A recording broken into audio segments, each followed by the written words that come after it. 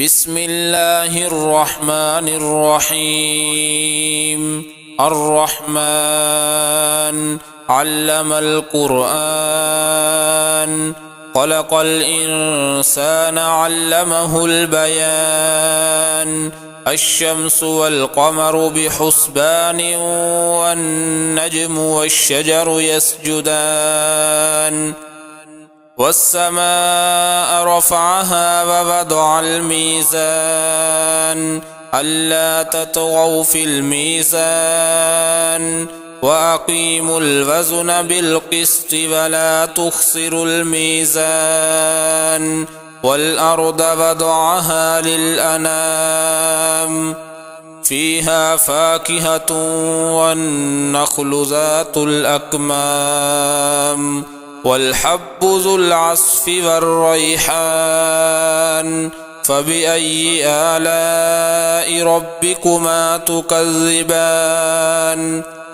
خلق الإنسان من صلصال كالفخار، وخلق الجان من مارج من نار. فبأي آلاء ربكما تكذبان؟ رب المشرقين ورب المغربين، فبأي آلاء ربكما تكذبان؟ مرج البحرين يلتقيان، بينهما برزخ لا يبغيان. فبأي آلاء ربكما تكذبان؟ يخرج منهما اللؤلؤ والمرجان. فبأي آلاء ربكما تكذبان؟ وله الجوار المنشآت في البحر كالأعلام. فبأي آلاء ربكما تكذبان؟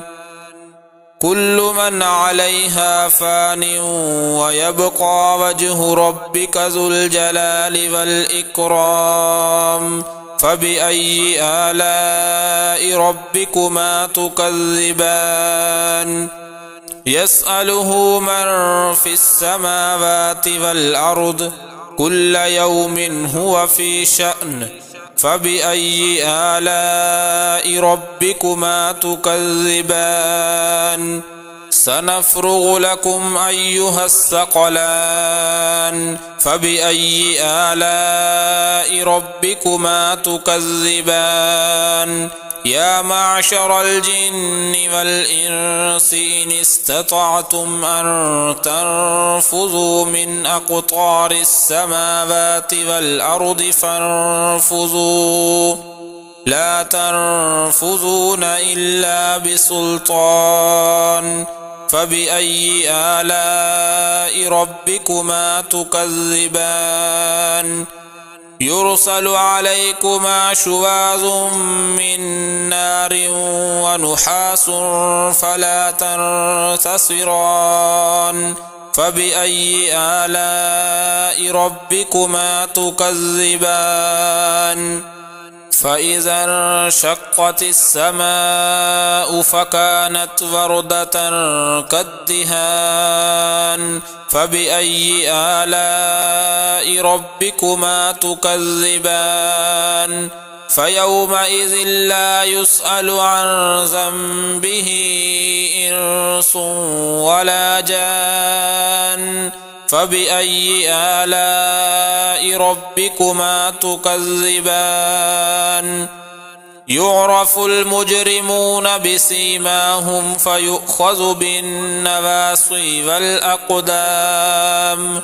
فبأي آلاء ربكما تكذبان؟ هذه جهنم التي يكذب بها المجرمون، يطوفون بينها وبين حميم آن. فبأي آلاء ربكما تكذبان؟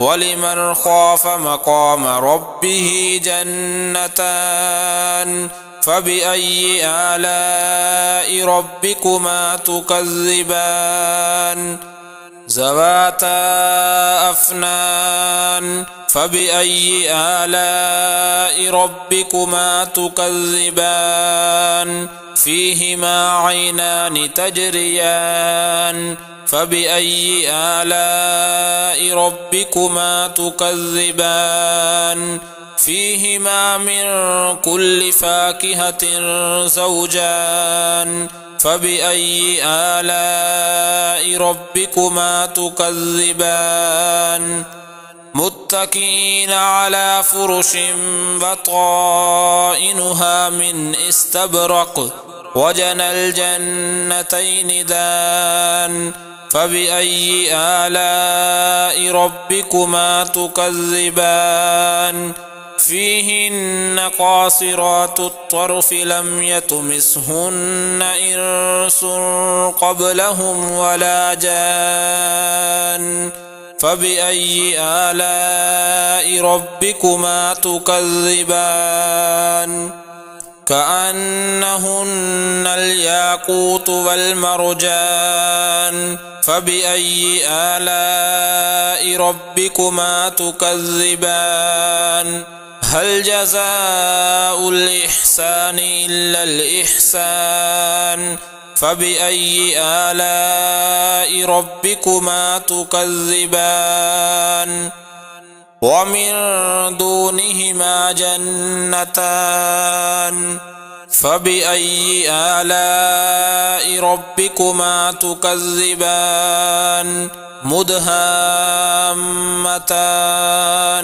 فبأي آلاء ربكما تكذبان فيهما عينان نضاختان فبأي آلاء ربكما تكذبان فيهما فاكهة ونخل ورمان فبأي آلاء ربكما تكذبان فيهن خيرات حسان فبأي آلاء ربكما تكذبان حور مقصورات في الخيام فبأي آلاء ربكما تكذبان لم يطمثهن إنس قبلهم ولا جان